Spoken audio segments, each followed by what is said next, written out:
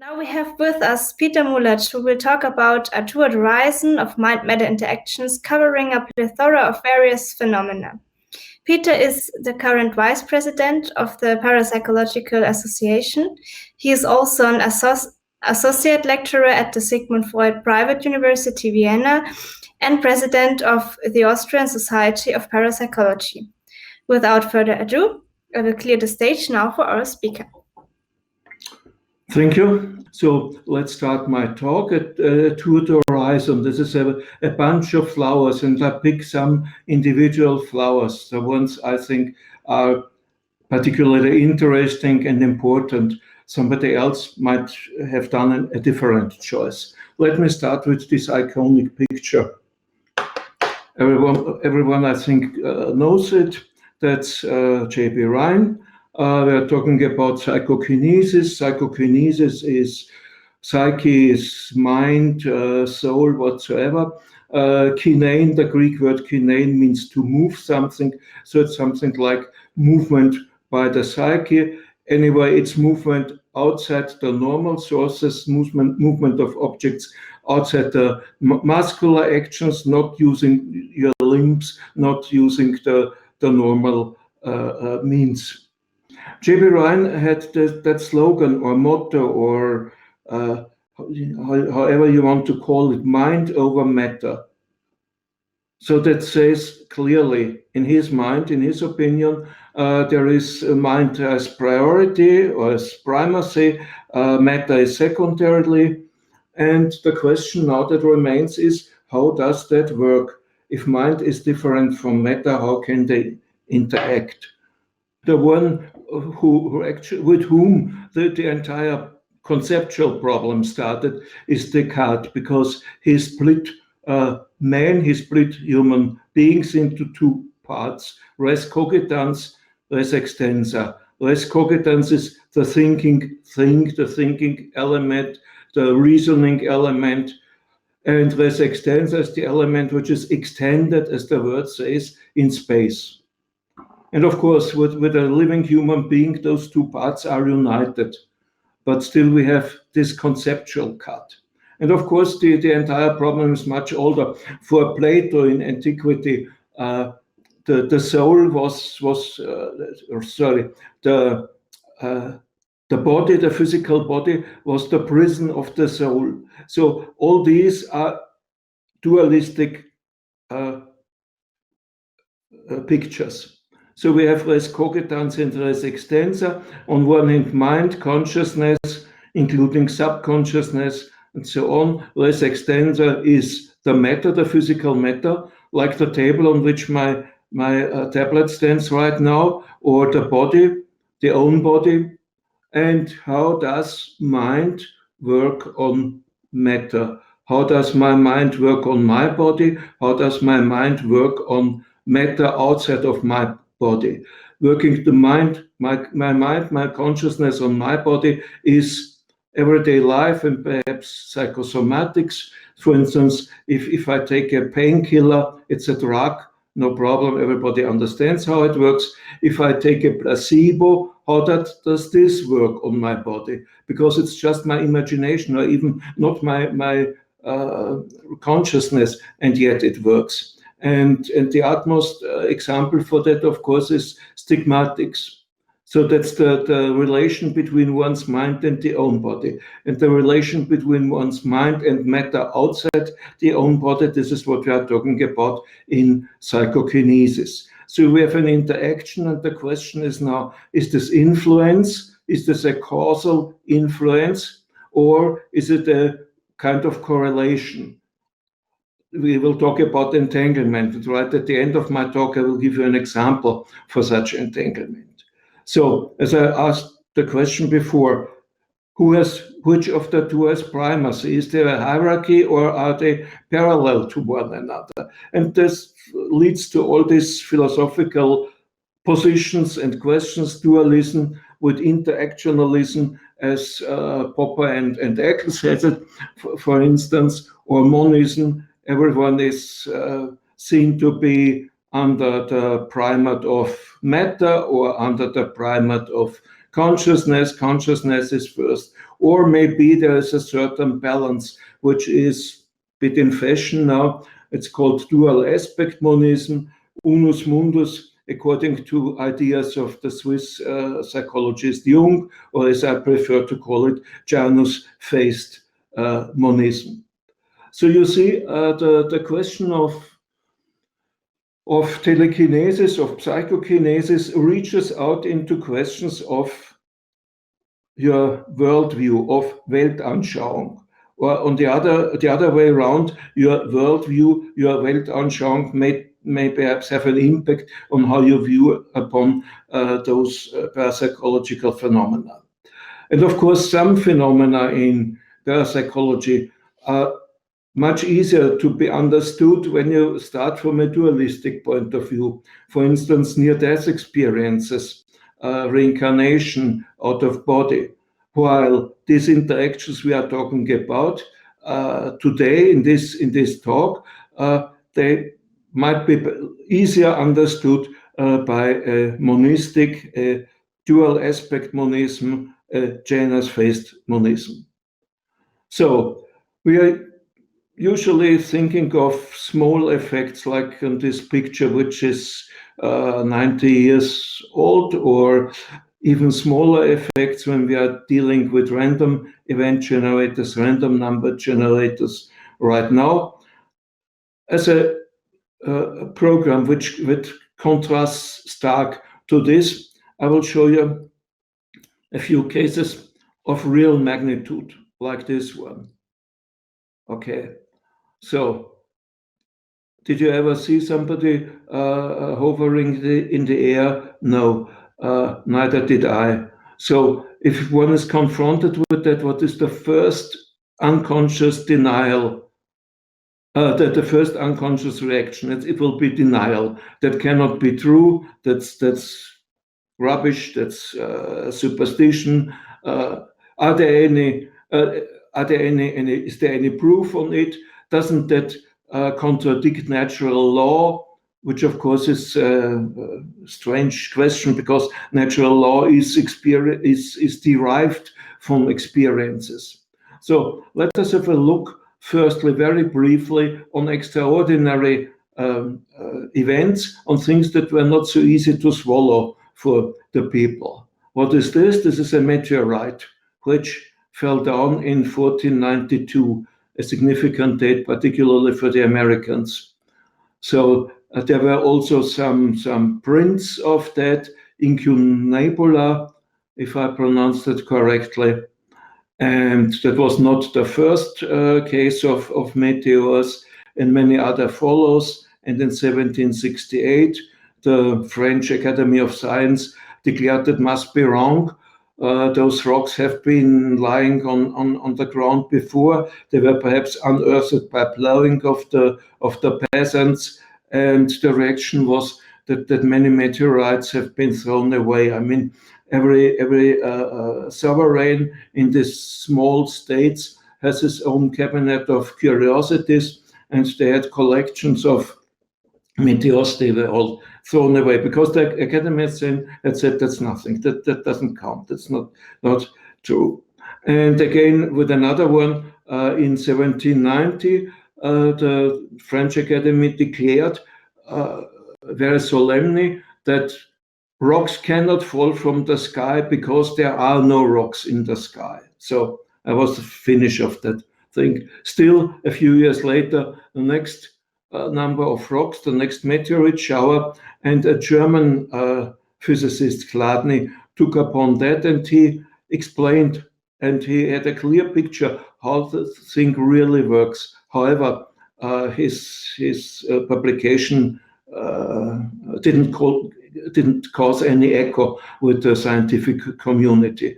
And it took another more years and another more incidents until in 1803, there was an exceptional occurrence of thousands of single pieces, and the French Academy dispatched one physicist, Papillot, and he wrote a book on that, which is so important that it is still reprinted today. So it took roughly 400 years until exceptional experiences were acknowledged, their very existence was acknowledged. And so how is it if we are talking about people who are flying in the air, who are being lifted in the air, who are hovering, floating? The prime example for those is Joseph of Cupertino. And fortunately, there is a publication, actually two, on that. Michael Grosser has published this book, The Man Who Could Fly, and this is basically based on this, not contemporary, but still old. These records were collected not so long time after Joseph's death, and the most important thing is they are translated into English as well. So we have one of the most important sources available in English. And I'll show you now a few pictures and I will comment on them. So the right one, of course, depicting the angel, this is not very realistic.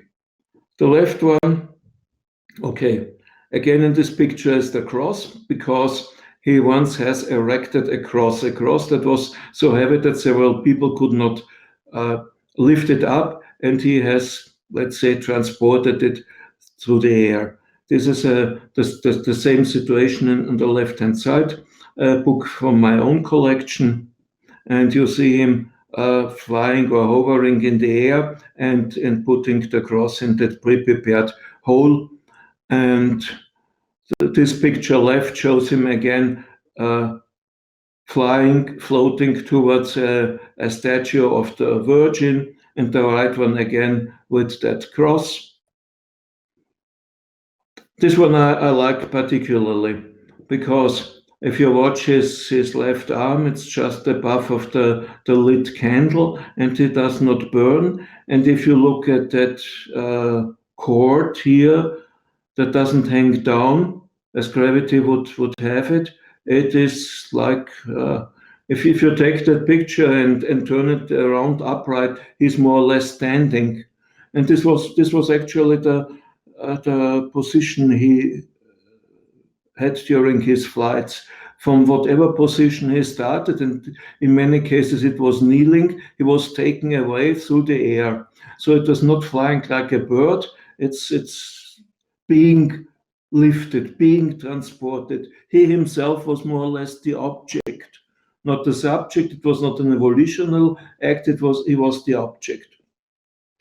So what occurs, again in the left picture, the cord which doesn't hang down, the arm, even the garment which is not burnt.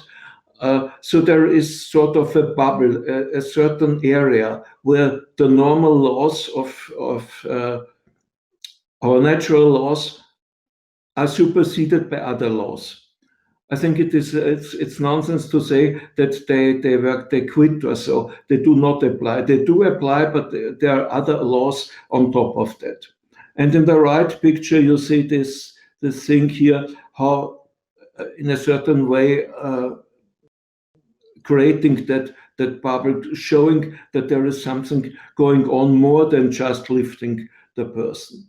And one of the very astonishing feats was that he was able to take other people into the air as well. So he took this gentleman here, we see his hand, or he took that one on his hair, and that went without any aching or pain for the one who was so more or less the passenger. And again, it is a certain area where additional laws take place. So to sum that up, there's a correlation of his levitations and this ecstasy. We can talk about ecstasy in the sense of altered states of consciousness, or this ecstasy with the religious people might be trance with the mediums. So that was always these cases with him were spontaneous effects, involuntary. and it happened often when he was glancing at the cross, at the statue of the Virgin, and so on. And then he started his flight. Partly those levitations were taking about half an hour, and he was more or less attached glues to various objects. In one case, I remember he was just attached to the pulpit of the church. These ecstatic flights cover longer distances, up to an estimate of 30 meters or 100 feet high, in any way over the heads of the persons and up to the rooftop of the church. So that's something quite remarkable. And an important point, not only were more than 100 flights or elevations, levitations are on records, we have more than 150 eyewitnesses. So this is very, very good documented. And of course, as I said before, those levitations are not a real flying like a bird flies, but he was passively lifted like an object and transported in the posture he had when the phenomenon started, for instance, kneeling. And also, he was turning around, sometimes horizontally, and sometimes he flew backwards in the same position. So he was kneeling with his eyes looking forward when he flew to the cross or to the statue, and he was flying backwards, still his eyes fixed on that statue when he was flying back. And if somebody called on him, on his name, there was a possibility to interrupt his certain state of consciousness, his ecstasy. So he came back to his normal state, and in one occasion, for instance, he had landed in a tree within the branches on a tree and could not get down again. He could not bring himself into that ecstasy again. He called for a ladder to be rescued from that position. As I said before, with that cord, the garment and so remains in the same arrangement as on the ground. The fire resistance doesn't refer only to him when he was putting his hands, arm or so through the candles at the altars. Also his clothing, his frock did not catch fire. Then, as I said before, the transportation of heavy objects, this cross, whether it was 10 meters or 30 feet it's a question of estimation, but anyhow, it had not been lifted by 6 persons, so that tells you something. And the most impressive fact that he was able to take up other persons as soon as he was in physical contact with them. So all these are quite extraordinary phenomena, and that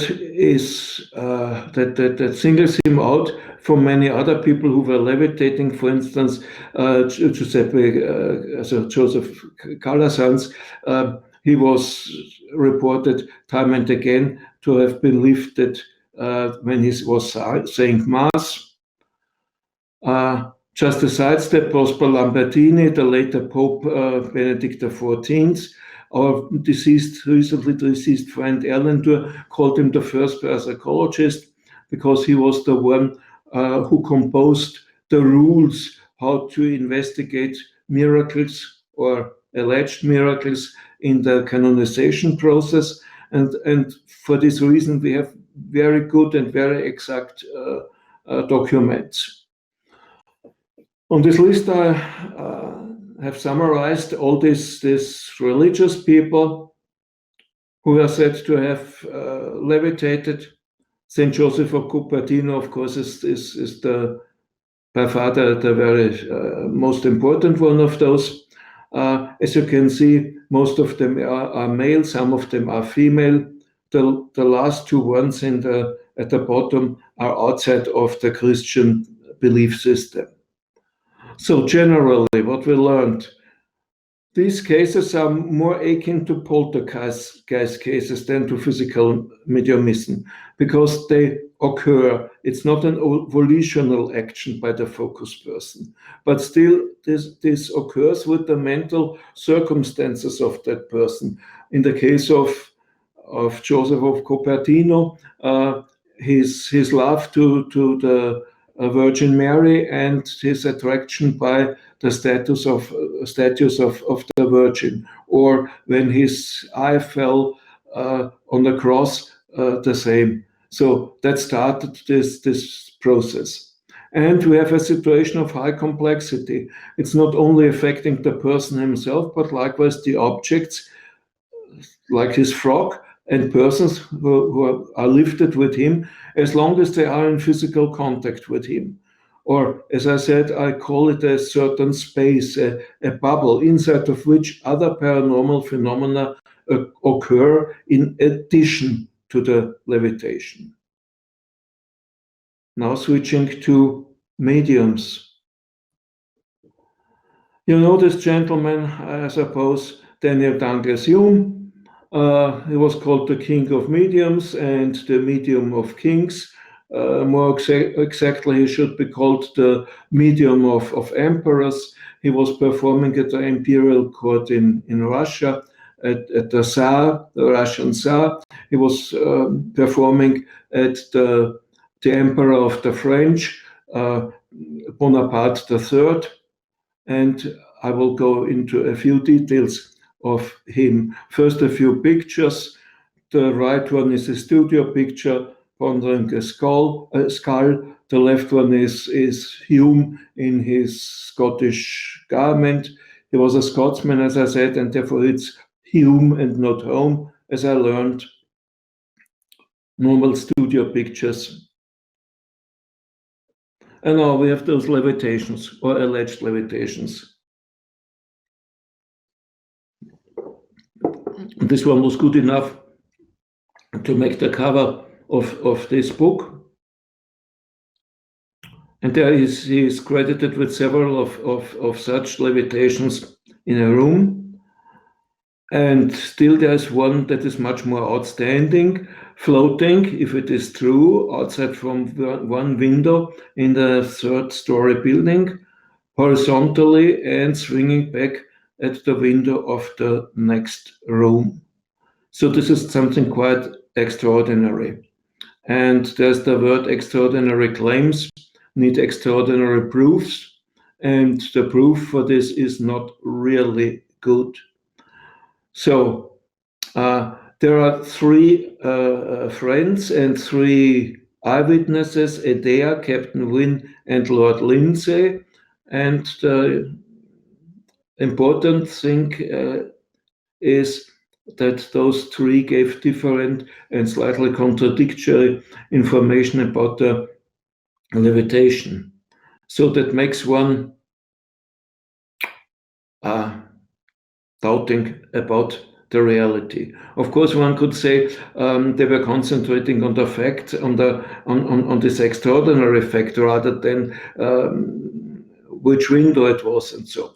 But still, there are quite a few negative things or interpretations that he might have stepped outside the windows and has crossed that gap. And again, no one has really seen him to be carried from window to window and so on. And all these texts here are from the English Wikipedia site. Of course, the Wikipedia is very biased, and they write only what is negative. But as there are quite a number of doubtful aspects, I think I'm not the one who would defend that Hume really went out of one window and came back through the other one. Maybe his levitations in a room were correct, but that one is probably an exaggeration. As I said before, Hume was performing at different imperial courts. At the one of Bonaparte III, Yeah, you may imagine that's an audience from high aristocracy of diplomats, and high aristocracy was more or less the same at that time, because only high aristocrats became diplomats, like her husband. And Princess Metternich reports about a number of table phenomena. We are talking about a hall, not a room like an apartment, a hall with a large table, besides several small tables, a large table seating 12 persons, and the table was lifted, sometimes violently, sometimes gently. The table would react on Hume, or actually Hume had the attendees to command the table be heavy, and those people were not able to lift the table, and be light, and two people only on each side could easily lift that table. Then there were rocks, sounds coming from the table. One of the attendees took place under the table and complained they are playing a joke on him because they are tapping on the top of the table, and the others complained that he was playing a joke on them because he was knocking on the table from below. So obviously the sounds themselves came from the table. And there was one particularly interesting phenomenon she reports, and she's quite clear and distinct in her reporting.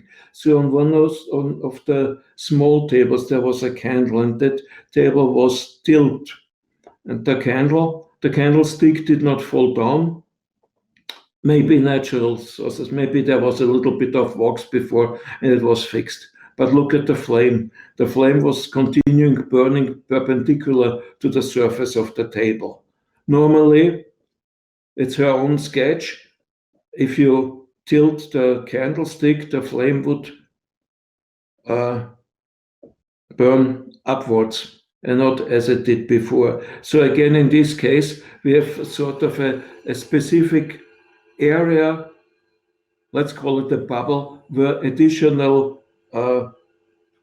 laws take place. But still, these were observations by amateurs. Now science come in. One of the most celebrated scientists of that time, William Crooks, he devised quite a number of experiments. So in this one, he had Hume playing accordion. We see that better in the enlargement. Hume was holding this accordion on the side that has no keys. The side with the keys is down, and the people could see the bellows extending and being compressed by invisible forces. They could see the keys being depressed by invisible forces, and the same took place within that cage. And that cage was wired, so that was like an electrical fence, which is used for the cattle, for instance. Crooks has bought this accordion. This was a new one. That was not something Hume had brought with himself. He had accompanied Hume to his flat, that Hume was changing his clothes, so Crooks could easily observe that Hume could not import something concealed, any musical organ, musical instruments, a mouth organ, let alone an accordion of that size, which is, by the way, on display as SPR, but it is a replacement, it's not the original. But it's still a size you cannot easily conceal in your garments. And then Crooks devised another experiment. You have a horizontal bar here, a mahogany bar, and that is there is a spring balance. So this is attached to that spring balance, and Hume again based on the idea that physical contact is important, put his hands here, and then that mahogany board started moving, and one could see the force it extended. Here we have an enlargement of this spring balance, which was attached to this tripod, and in a second improved version, Hume did not place his hand simply on that board, he placed it in a sieve, and that sieve on a stand outside of the other ones had a container filled with water, that he placed his hands into that sieve, and on the board itself was a container filled with water. So between his hands in that sieve and that water, and furthermore the board, was that physical contact that was required, or that was thought to be required whatsoever. Right, and then they had a clockwork apparatus and got graphs like that one. So these are the seconds here, and this is the force. And there are several of these types of diagrams, and the force, or the force, let's call it like that, could be recorded. So actually that's something we could not do conceptually. We couldn't do it better today. It was automatically recorded. It was taken out of normal vision, out of things which are subject to changes of your memory, and so there's an objective record, and that's hewn in stone, so to speak. I will come back to levitations, my starting point, later, but I will try to have it a little bit in chronological order. So I go to another very famous medium now, Usabilia Palladino. Much is written on her. This is a picture of 1898. We see a table levitated. We see here the foot of the table and the shadow of that. We see this foot, which by accident is just on the shadow of that stool. We see the medium. We see the German philosopher Dubreuil. We see Proferio and Schiaparelli. Here is Schiaparelli, astronomer. Usabilia is lifting that table, not with her right hand.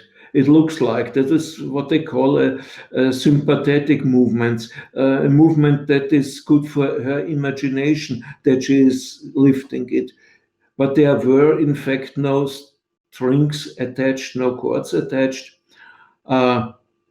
Dubreuil is checking her knees with his hand. He has his right foot on her foot, and he tries to immobilize her. Now, one needs to keep in mind one thing. Usabilia was caught numerous times on cheating or on trying to cheat, and she admitted that. And even more, she said, "Yes, if I am in my trance state, I feel the urge to produce phenomena. So if I am not properly controlled, I do it whatever is possible. I do it with my feet, I do it with my hand. So the responsibility that genuine phenomena occur only rests solely on the experimenters. She doesn't take any responsibility. She doesn't say I'm honest or dishonest. It's not a moral judgment, because in her trance state he is out of the normal laws of moral. So she was known as a fraud, but once you controlled her properly, she produced phenomena which appear to be correct as a genuine ones. Here we see a situation in Munich, 1903. The man here on the left-hand side is Schenk Notzing, a very famous researcher whom we will encounter time and again. behind the medium sitting here is a curtain, a so-called cabinet, because it was thought that phenomena better develop in the dark, and the phenomenon is this mandolin just coming out by, let's say, by invisible hands, transported out of that cabinet. And here it's a little table that is tilted again with a harmonica on top. And also there were impressions in different substances.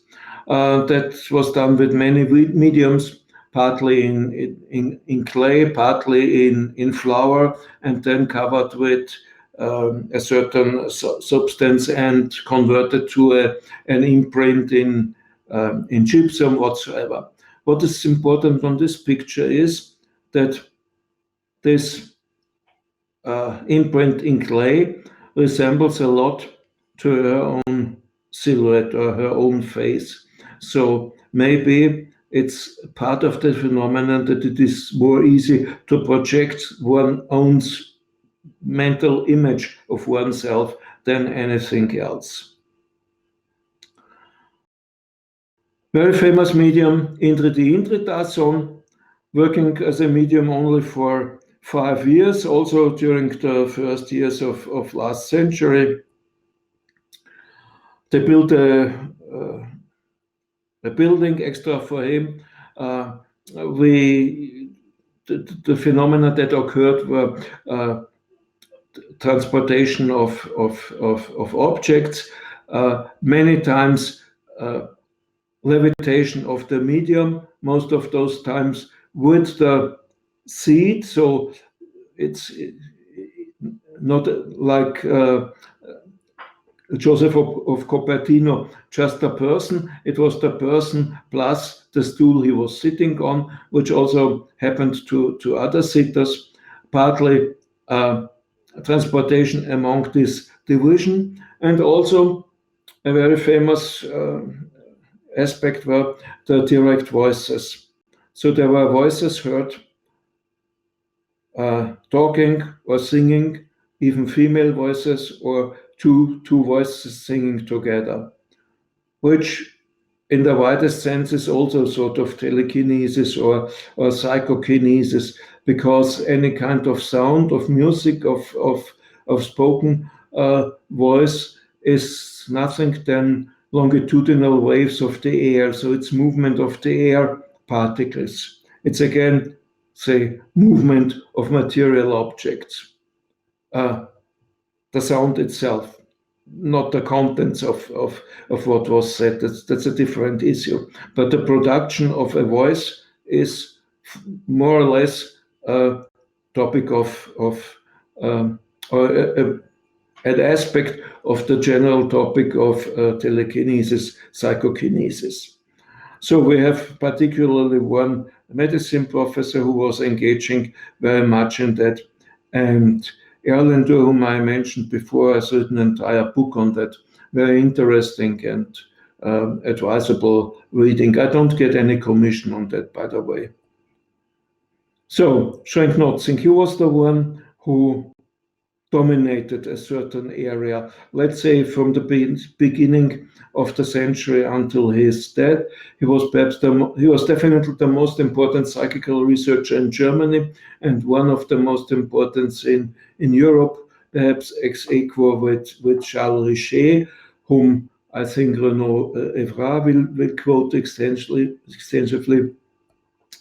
And I'll show you two pictures from Schrenk on ectoplasm. Ectoplasm is a substance exuded by the mediums, something which is still very, very much in dispute whether it is true or not. Here on the right picture, Stanislava Popielska. Here that substance is penetrating the mesh. Here you can see it. So it is not just regurgitation. And here with another Polish medium, and I think that Sophia Weaver will talk about these mediums as well. Here we have a ball that is not floating in the air, that is suspended by such ectoplasmic filaments. So at that point in time, the idea came up that telekinesis, so that means movement in a distance, action in a distance, is accomplished by the means of ectoplasmic structures, ectoplasmic limbs, and those ectoplasm could form different forms, could form, let's say, faces or entire phenomena, entire apparitions walking around, which happened, for instance, with Kluschke and Guzik, again, mediums which Sophia Weaver will probably talk about. There's one picture I cannot resist to show. And that picture became reproduced time and again. It's this luminous structure behind the hands of the medium. Medium is Marc Perrault, Eva C., Eva Carrière. Again, Schrenk at the left, watching this. And we see the curtains of the cabinet behind her. Right. And people are uttering some fantasies about the radiations of the hand and force, visible forces and stuff like that. That's all rubbish. The ectoplasmic structure is in fact this one, which is sitting on top of her head, which looks like a cap. And this is a failure in the camera. This is an artifact. And if one has seen the frames before and behind, then this structure is in one picture maybe here and another one here. So this impressive luminous thing needs to be disregarded. And if you don't believe me, because I cannot show you those frames before and behind, I can still show you the same effect on other pictures. Here you see that's the same thing. Light entering the camera where it should not do. So it's very difficult that people lose their fascination of those pictures. But I hope I did a little bit to clarify things.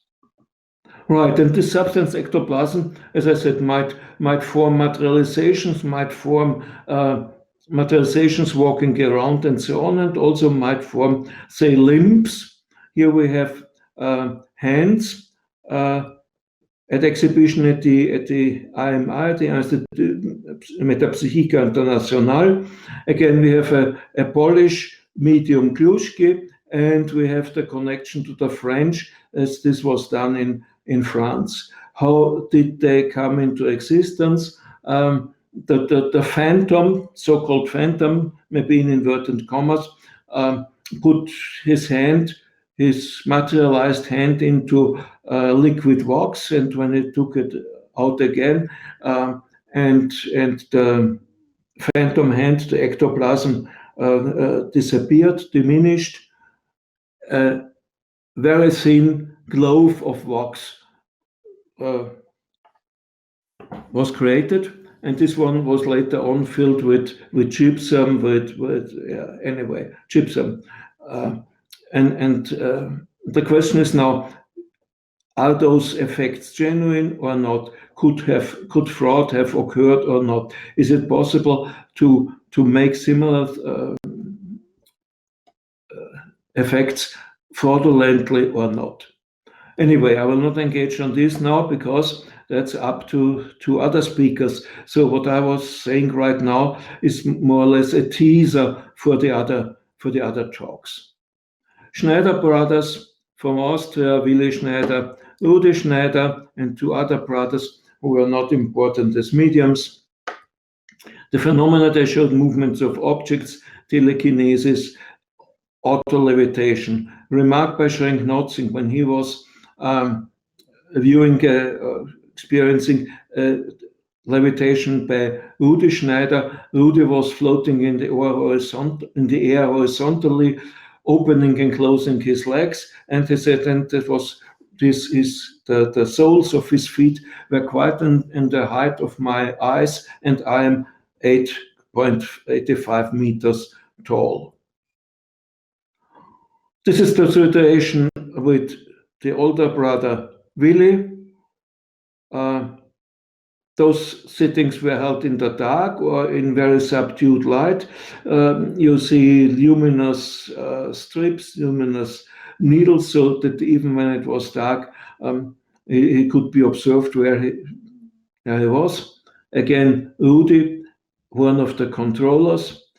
A lamp where the light is subdued red light. Red light was perhaps more acceptable for the mediums. And here on the bottom, a white handkerchief, which should be transported and has transported quite a number of times. And of course, the light white color is easily seen in the dark sittings. And right on those sittings with Willi, we have a few eyewitness accounts, and some made a sketch about a structure he has seen there. So the structure, of course, is thought to be a ectoplasmic structure, and the handkerchief, which was lifted up by, as if it was held in the air by a slowly lifted up by a hand with only 3 fingers. You could not see 4 or 5 fingers. And one observer of this was the German novelist, Nobel Prize-winning novelist Thomas Mann, who has written an account on 3 of his sittings in German, and also there is an English edition. So somebody who is not belonging to the close-knit circle of parapsychologists, just an outsider who was supposed not to be biased. Now, the frequency of different phenomena with the mediums I mentioned until now, Indrid Indridason, Didi Hum, and Rudi Schneider. Rudi Schneider broken down in regular sittings in the laboratory of Schrenk-Notzing and sittings at his home. And I want to draw your attention just to the levitation of mediums. Indrid Indridason 26, much more than the other ones. The ones of Hume, partly dubious. Rudi, this includes the one where Schrenk said I'm 1.85 meters high, and it was just in the height of my eyes. Right, and you find a few other claims of levitations like this one. If Mirabel is an interesting person, interesting medium, but yet when it comes to levitation, if you look at the wallpaper, at the design of the wallpaper here, and particularly in this enlargement, I would think that photo has been retouched. He was standing on a ladder, and the ladder was removed. And with very poor possibilities. With Photoshop, it's better today. Or this one, Colin Evans, always the same posture, and always you see this little string here. This was the cable by which he could set off the flash, and he was simply jumping into the air. This is no phenomenon at all. Still, there were believers.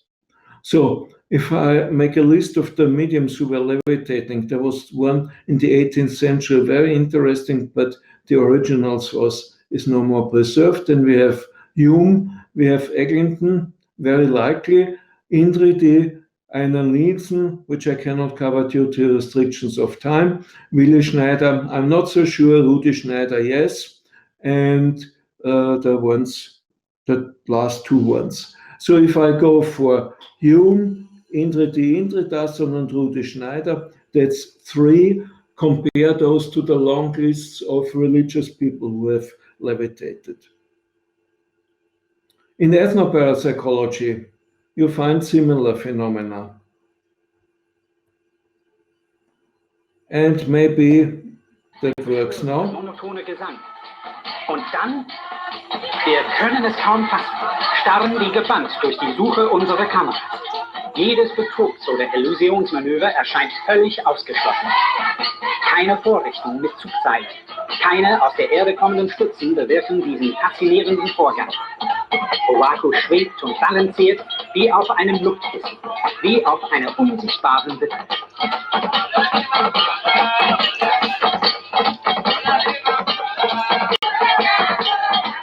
Unser Kameramann eilt mit der zweiten Kamera um den Kreis. Er will Owaku auch seitlich und in Großaufnahme filmen. Geht noch näher heran. Sind es unsichtbare Kraftfelder, welche dieser Mann produziert, ähnlich den Energien, die Gegenstände zu bewegen vermögen, ohne dass sie berührt werden? Ist es dieselbe Technik, die man angeblich in Indien und Tibet anwendet? Owaku atmet in einem seltsam hektischen Rhythmus. Sein Gesicht ist vor Anstrengung verzerrt.